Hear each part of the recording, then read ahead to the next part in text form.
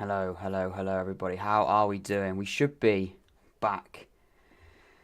Okay, we tried it yesterday. Of course, this is the day later after Oxford United's game against Doncaster, the first defeat for Oxford United in 2021. But hopefully today, this morning, everything should be better, and we should be okay to do the match reaction and the live episode of the podcast. In the next morning. Of course, it's Sunday morning right now, so I'm just going to quickly make sure everything is okay, just to make sure that the stream quality and all of that is okay. But hopefully today, this morning, everything should be better, and we should be okay to do the match reaction and the live. I'm watching it now, and I think it should be okay. So this, of course, will be going up as a video as well. So if you're watching this as a video the day after, please do drop a like and subscribe as well. That'd be much appreciated. We've got a few people already in here right now. I really do appreciate it. If you give your thoughts on the game as well, I'll be reading all of your comments down live as well, and we'll discuss them live on the podcast this morning. And of course, we will be going through the first defeat for Oxford United as Doncaster continue their winning streak, of course, in 2021. They have not lost a game. They've won every single game now in 2021 already. TM Duke says, hello, my friend. Is everything okay in the chat for you? Is the audio okay? Is the video okay? Is it all running smoothly? That's the main thing. But welcome to the stream, my friend. If you watched the game yesterday, please do give your thoughts on the game. That'll be much appreciated. But yeah, give your thoughts on the game. I'll be really intrigued to see what you people think and how you digest the game as well. Because I did do the live stream yesterday. It didn't go up as a video because I wasn't really happy with it. But the quality of the stream. But I'm going to do it today, and this will be going up as a video if everything runs smoothly. But what I would say is I came across yesterday in the podcast. I feel a little bit. I felt disheartened. Temperatures, everything good, mate. Thank you so much. I really do appreciate that. So. That's good. At least we've got something going right, because yesterday was a disappointing one. It wasn't a bad performance, I wouldn't say. I don't think we were very poor. I don't think there was any reason for us to moan or complain about the players' performance, to be honest. I don't think that needs to be done. I think what needs to be done, I think, for Carl Robinson and for the players is to pick up from the result. On Tuesday. And I am happy that we've got a game on Tuesday. Of course, we've had a few times where we haven't had a game on Tuesday, where we've gone straight. We've had to wait a week for the next game, and we've struggled to sort of find consistency, and we've struggled to find momentum. But I think what we've got to do is we've got to use this Tuesday game to our advantage, and we've got to go straight into it and just sort of forget about that Doncaster game. I wouldn't say the performance was bad, like I said, but what we've got to do is we've just got to forget about that game, keep our heads up. And as fans, get behind the players again, because I don't think that was a bad performance. There was a few sloppy mistakes, a few silly decisions that we made. That the defence, for a long time has been very strong. I thought last night we were a little bit leaky. I thought we were.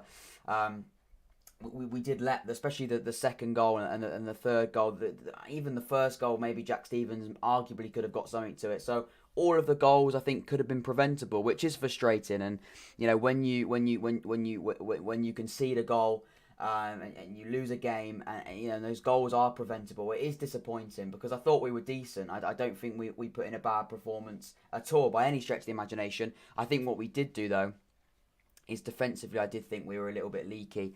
It is disappointing, because, like I've said, the goalkeeper since he's come in has been fantastic, Jack Stevens. The central defenders have been very good as well, and the fullbacks have been on great form going forward and defensively as well. So that's a little bit frustrating. It is a little bit annoying, and it is hopefully something that we can sort of learn from, because Doncaster are a great side. It's got to be said, Doncaster are a good side. They are where they are for a reason. They're not up there by chance and by fluke. They're up there this season because they're a quality footballing side. I wouldn't say they're great when they're dominating the ball. I don't think they'd be great when a team, because when we did press them, they did look a little bit shaky at times. What they are very good at is soaking up the pressure and hitting them on the break. So a little bit frustrating on that, because I think we've seen this season when Oxford United have been successful, when we have won games, it's when we press up the pitch, we press high, we give everything. For 90 minutes, we go, we push and we press 100% for as much of the game as possible. And that's when we've sort of got our best results. And I wouldn't say that we didn't do that. I wouldn't say that that changed. I wouldn't say that the reason why we didn't win the game was because we didn't press, because we did. The reason why I think we lost the game was because defensively we're a little bit open, which is very unlike us at the moment, and because Doncaster are a very, very good side on the counter-attack. So what they did is they soaked up the pressure we had. We had 20 minutes... 20 minutes of football where we just kept the ball. We were very, very good in possession. We didn't really, we created a few chances, but nothing, of real, a real note.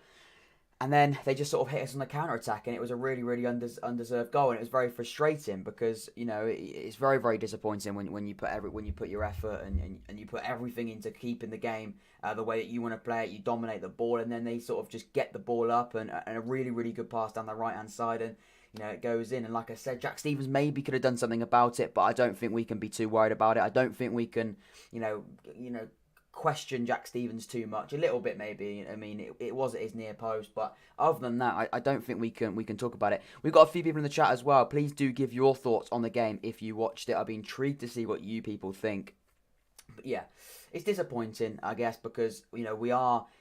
That was a very, very big game. I said it before the thing. I said it probably will be one of the biggest games of the season. It probably will be a game where that's the level we want to be at. We want to be playing at the level of Doncaster this season. We want to be playing at that at that sort of pace and that sort of position in the league. And unfortunately, we couldn't get anything out of the game. But like I said, Doncaster are where they are on the league table. They're not sat in third for no reason. They've played very, very well consistently this season. A good manager, of course.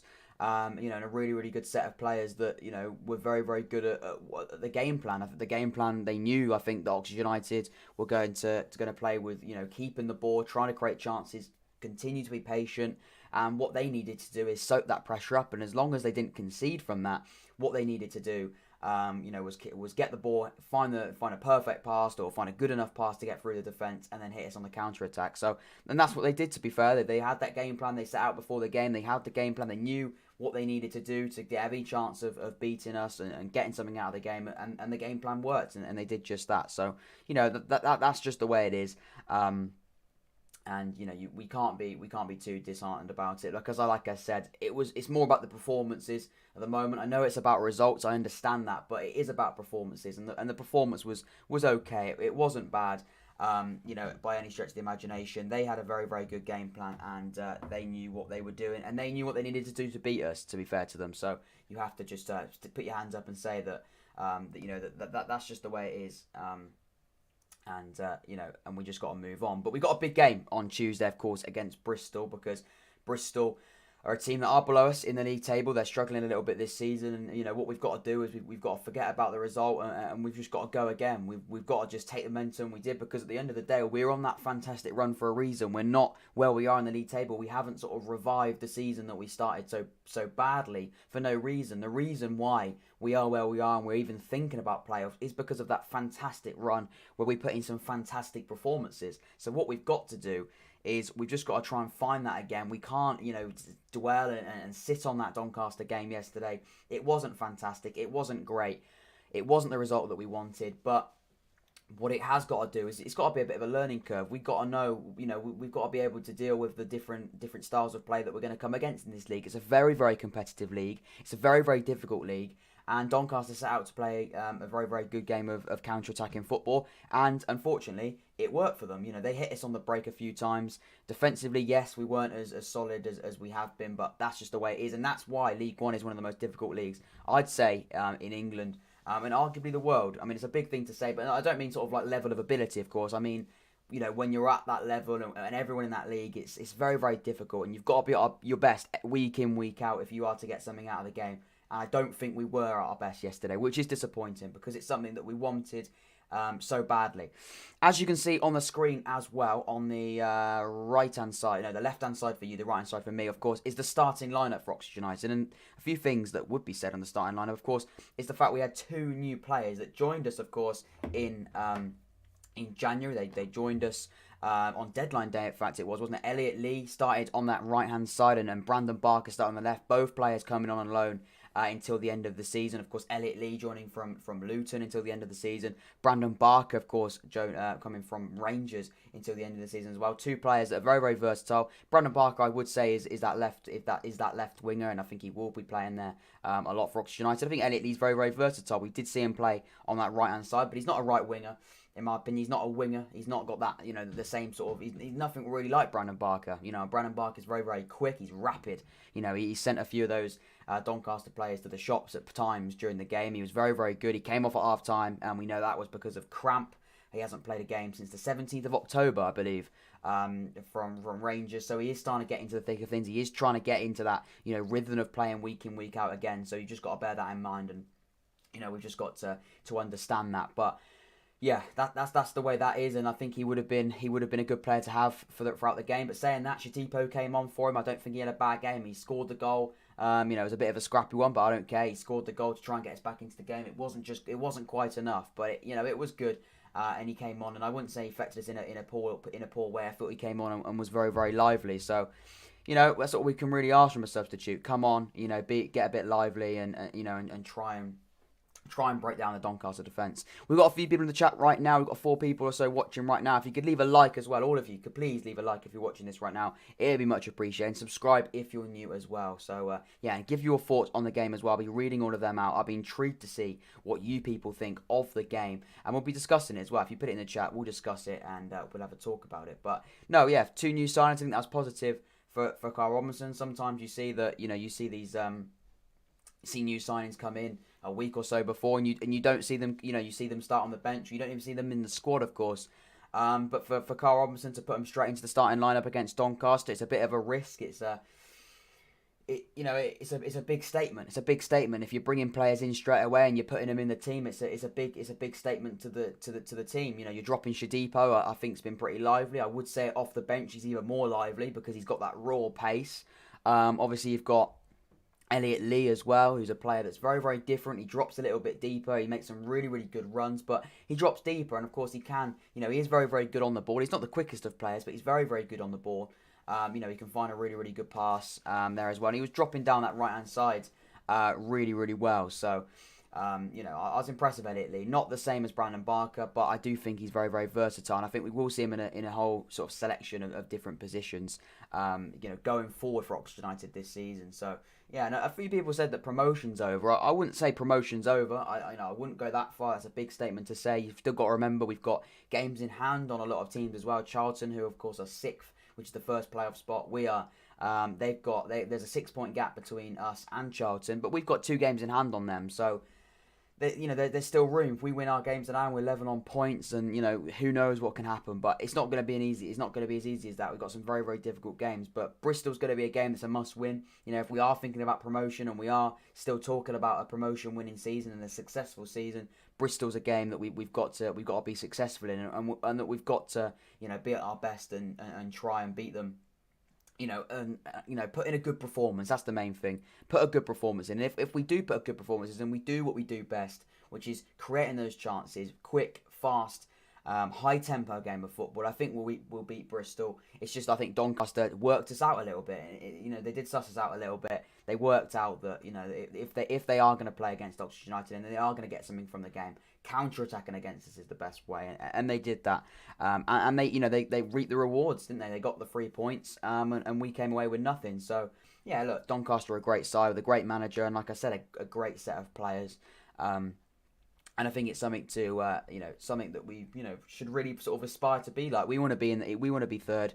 When I say that, I don't mean, changing the way we play to play counter-attacking football, because I think our best football and our best results come from that high press. But if you're trying to counter, you've always got to try and counter your opposition. You've always got to try and find a way, wherever it is tactically, to try and beat and, outdo your opposition to get anything from the game. You've got to find their strengths and stop those strengths from working. That's how you're going to get something the best out of the game. And then they did that. They knew that they could do that through playing that counter attack.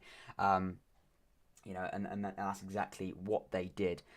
So yeah, that's what they got. Obviously, 6 points away from the playoffs. Big game on Tuesday. We've got to take that into the Tuesday game. It's not something that, we're not going to be on this unbelievable run anymore. We have lost that game. It's disappointing, but we weren't outperformed. We were beaten by a better team who were better on the day. Some sloppy mistakes here and there, some silly mistakes that we could have been preventable, that are preventable. Of course, defensive question marks maybe, but at the end of the day, like I said, Doncaster are a good side. I'm not too disheartened by it. I'm disappointed that the run's over, and I'm disappointed we couldn't get anything from the game.